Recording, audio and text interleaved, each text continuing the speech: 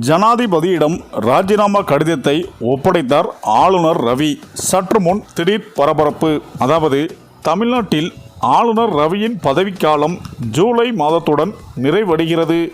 இருந்தும் புதிய ஆளுநர் யார் என்பது குறித்தும் எவ்வித அறிவிப்பும் வெளியிடப்படாததால் ஆளுநர் ரவியின் பதவிக்காலம் நீட்டிக்கப்படலாம் என்றும் கூறப்படுகிறது. இந்த நிலையில் அவருடைய பதவிக்காலம் நீட்டிக்கப்படலாம் என்று தமிழக ஊடகங்கள் தெரிவிக்கின்றன.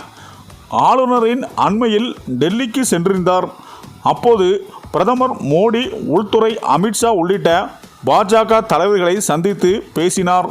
இதனைத் தொடர்ந்து டெல்லியில் ஆகஸ்ட் முதல் வாரத்தில் நடைபெற உள்ள ஆளுநர் மாநாட்டில் பங்கேற்க அவருக்கு அழைப்பு விடுக்கப்பட்டுள்ளது. இதையடுத்து அவருடைய பதவிக்காலம் நீட்டிக்கப்படலாம் என்றும் கூறப்படுகிறது. மேலும் ஆகஸ்ட் முதல் வாரத்தில் நடைபெறும் ஆளுநர் மாநாட்டில் பங்கேற்கவும் அழைப்பு விடுக்கப்பட்டுள்ளது. ஆளுநரின் பதவிக்காலம் முடிவுறும் நிலையில் புதிய ஆளுநர் குறித்து அறிவிப்பும் எதுவும் வெளியிடவில்லை.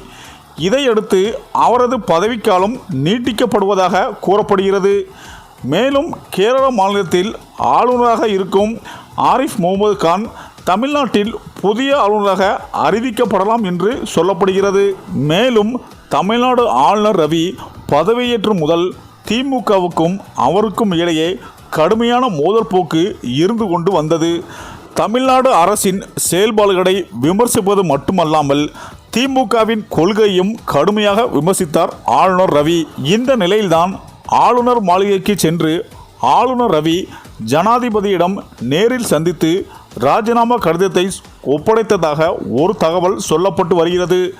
தற்போது தமிழகத்தில் மோதல் போக்கு காரணமாக இந்த முடிவு ஆளுநர் ரவி எடுத்திருப்பதாக, இதற்காக தமிழகத்தில் புதிய ஆளுநரை ஜனாதிபதி அறிவிக்க உள்ளதாகவும் தகவல்கள் சொல்லப்பட்டு வருகிறது. ஆனால் இதற்கு முன்பாகவே ஆளுநர் ரவி ராஜினாமா செய்தார் என்றும் சொல்லப்பட்டு வருகிறது. இந்த தகவல் மோடியை கடும் அதிர்ச்சியில் ஆழ்த்தியுள்ளது என அரசியல் வட்டாரங்கள் கூறி வருகின்றனர்.